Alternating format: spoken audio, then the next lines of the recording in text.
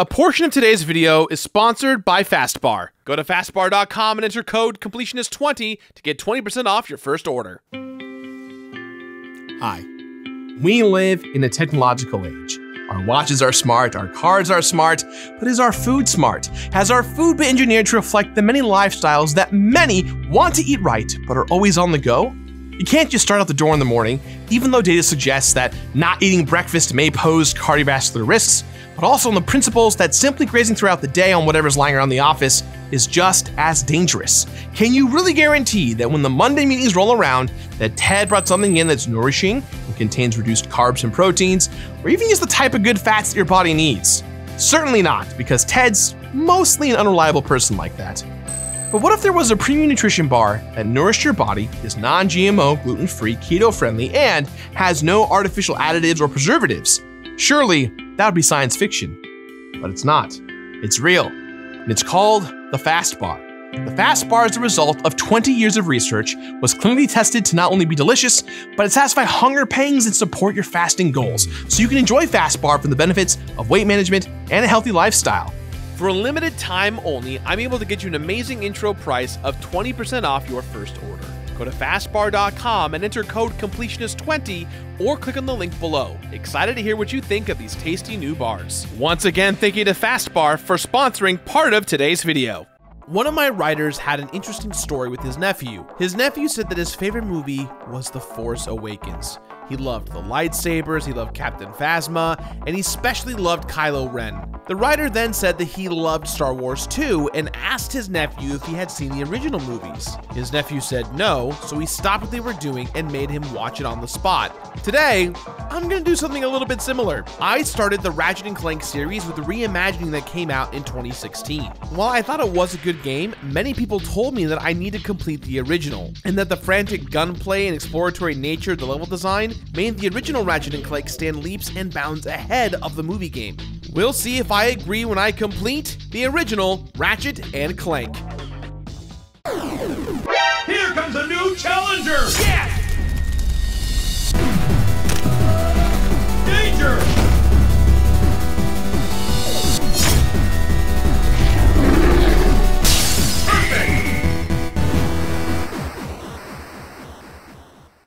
Hey everyone, and welcome back to the brand new episode of The Completionist, where we don't just beat the games, we complete them. About 3 years ago or so, I completed the remake of Ratchet and Clank based off of the movie tie-in, and I absolutely loved it. I loved the world, the weapons, and I wanted more. But a lot of people in the comments really let me know that while the movie game was a remake, it wasn't quite the same as the original version, and I'd be doing a disservice to the series if I didn't visit the original Ratchet and Clank. So, consider yourselves heard. I picked up the Ratchet and Clank HD Collection on PS3, and that's what we're doing today, completing an older version of a game that I've already featured. I guess you could say this is the first episode of Old Game Plus.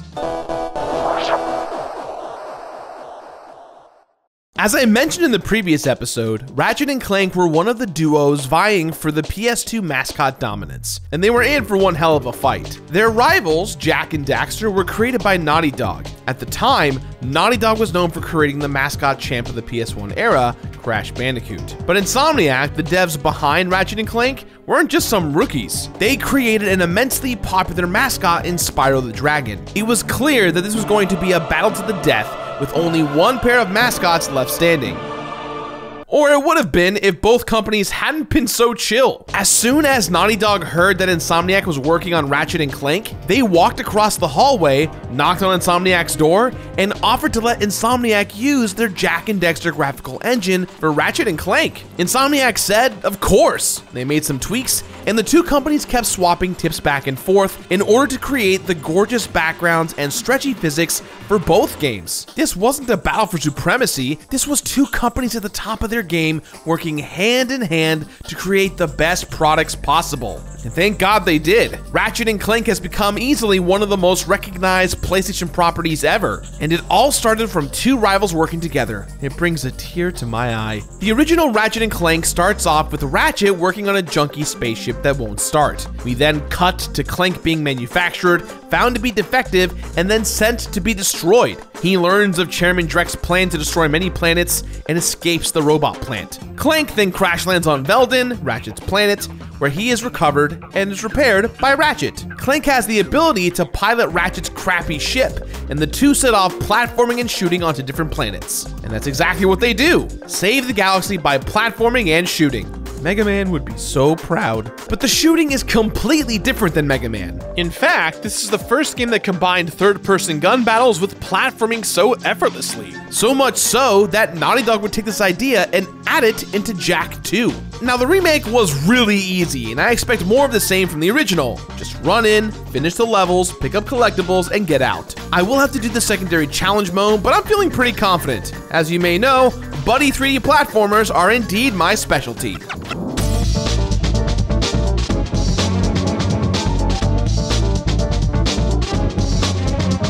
The original Ratchet and Clank has so much personality that it makes the remake look bland in comparison. And that's saying a lot because I liked the remake. This can be seen in the look of the worlds and all of the NPCs, but this is especially true with Ratchet and Clank. So in the remake, both of our leads had the same goal: save the galaxy from Dreck because he's bad. But in the original, we actually get two characters that are forced together by similar goals. Clank wants to stop Dreck and save the galaxy, but Ratchet is completely different. He has a teenage surfer accent and just wants to finally get off his home planet and see the universe. Now, these parallel goals show off the pair's opposing personalities perfectly. Clank is by the book. He sees the good in everyone and always wants to do the right thing. Ratchet is selfish, impulsive, and sometimes violent, but his heart is usually in the right place. This dynamic leads to a ton of interesting moments, like Ratchet intimidating an arms dealer who tries to buy Clank, or Clank hiding information from Ratchet because he knows how immature he is.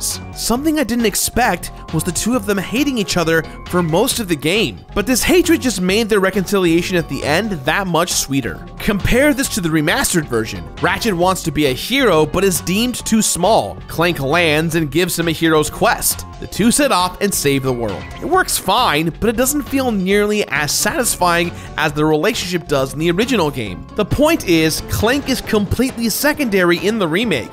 He only has top billing because he did in the original game. But in the first game, he earns top billing. He even has my favorite story moment in the whole game. It's when you reach the end of the robot plant where Clank was manufactured and you meet his mom. She's just a computer screen, but you can see how important this is to Clank. He then tells his mom that he'll try to make her proud, and as he walks away, the computer screen says, "You already have." This was supposed to be a fun shooting platformer. It was never supposed to get me in the feels. The original Ratchet and Clank earned moments like this, and because of that, I think it's going to stick with me a lot longer.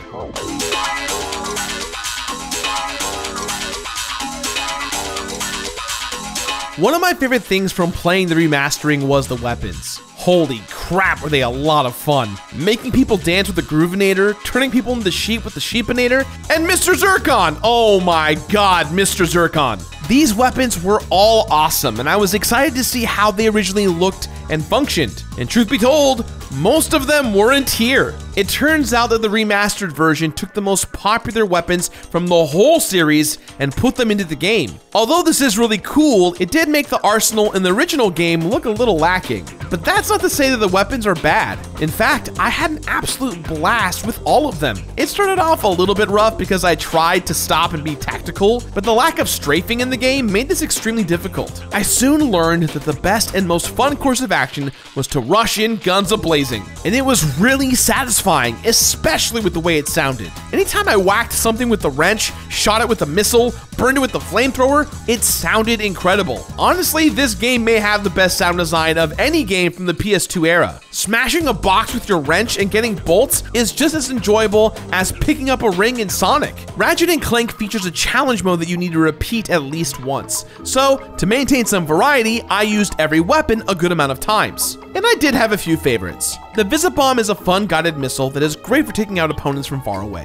and the Suck Cannon was incredibly useful for sucking up weak enemies and firing them at bigger ones. These were great, and I wish they carried on throughout the series. The upgrade system is a lot simpler as well. Instead of an expansive leveling chart, you are able to purchase a gold version of 10 of the weapons. These usually only dole out more damage, but some add additional effects. For example, the Blaster upgrade also allows the shot to ricochet around the level. This is nice, but it feels very basic compared to what it would become. But the strongest weapon remains the strongest from every Ratchet and Clank game, and that's the Rhino, an abbreviation meaning rip you a new one.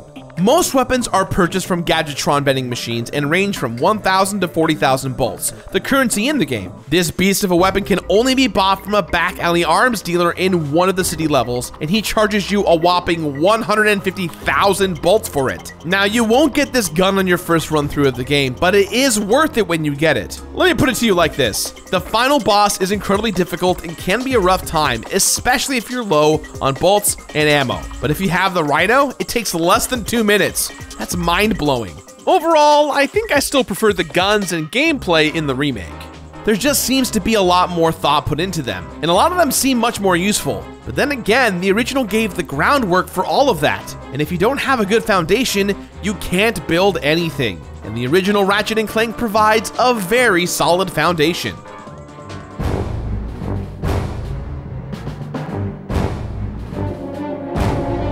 Every choice in the original Ratchet and Clank is made to improve the atmosphere of the game and push a sense of exploration throughout each planet. Most platformers push you on a path and tell you to go from A to B, but not Ratchet and Clank. You land on a planet, see multiple paths, and get to choose one without knowing what objective it will complete. And that's kind of exhilarating. Let's look at the first planet, Nobilis. You look forward and there's a platform that will lead you down into a battlefield. To your right, you can see what looks like a water plant with lots of platforming opportunities. And behind your ship, there is a stream that leads to a lake with a big metal door. You can start with any of these and be equally satisfied with what you will find. The game doesn't force you in any direction because the correct answer is the one that you, the player, make. In order to support these choices, Ratchet and Clank have a ton of gadgets in their arsenal to make traveling easier. I personally found the most useful ones to be Clank's helipack or jetpack to give me a nice long jump, and the swing shot that lets me lasso onto specific markers and swing my way around the planets. A lot of these planets have extra missions too, hoverboard races, dogfights in spaceships,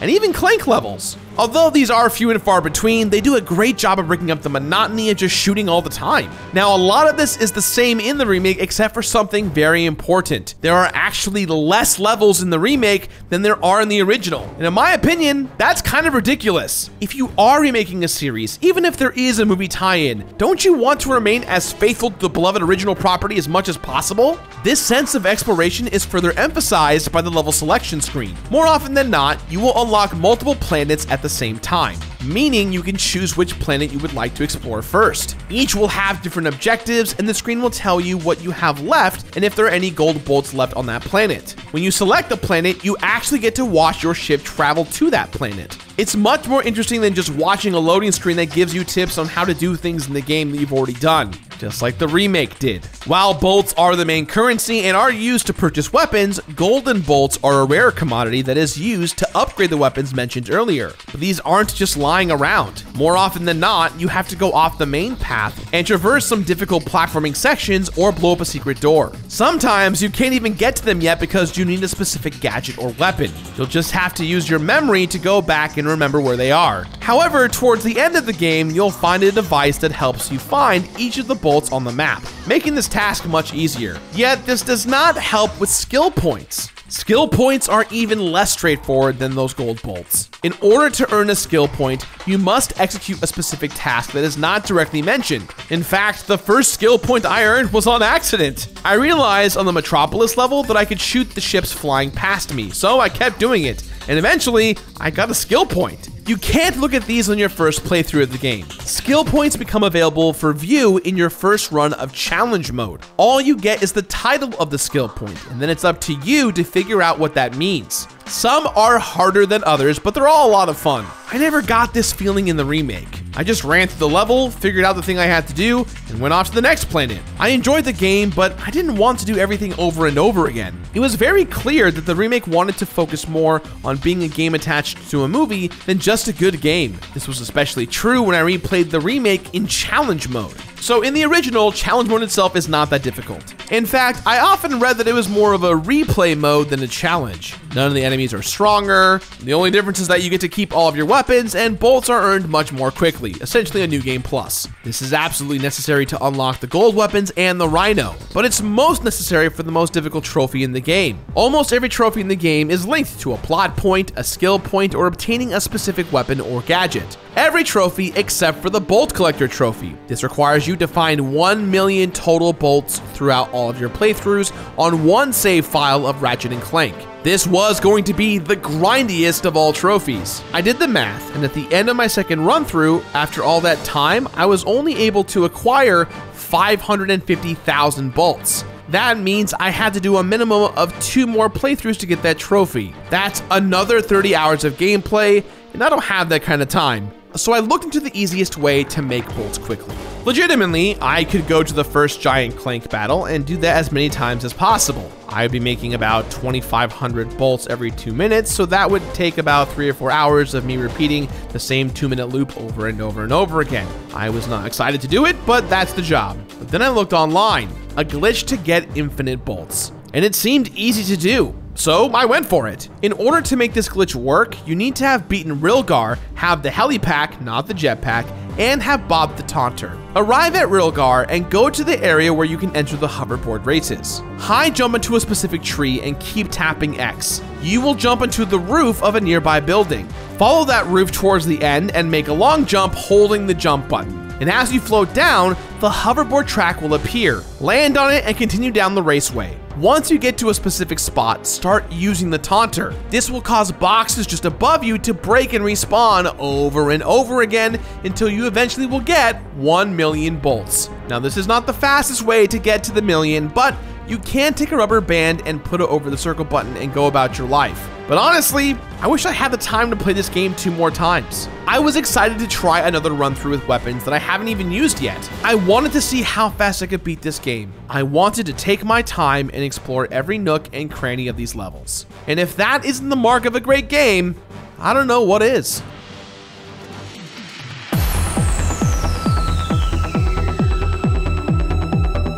Insomniac was always good about rewarding players for doing everything, and Ratchet and Clank is no exception. If you purchase every gold weapon, you unlock 2 bonuses. There's a making of video as well as some commercials that came out for the game. These are hilarious and make me wish that video game commercials were still this good. For collecting all of the skill points, you will get 2 more bonuses. The first, which you get at 15 skill points, is a sketchbook with original designs of the characters, weapons, and planets. These are paired with short descriptions about the process and are really interesting to read.